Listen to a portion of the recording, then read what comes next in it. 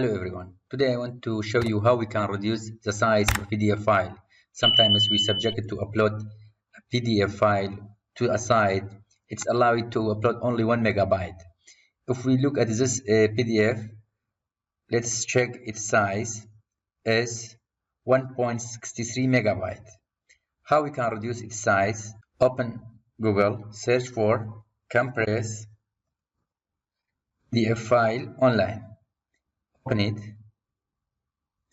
Select a PDF file. From desktop, backside, open. Compress PDF. Wait to finish the process. Now we are ready to download it. Yes, download it.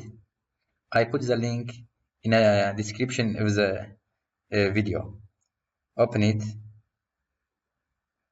You see, it is size now 66 kilobyte. From 1.6 megabyte to 66 kilobyte. It's a powerful tool to reduce the size of a PDF file. That's all. I hope it can be helpful. Have a nice time.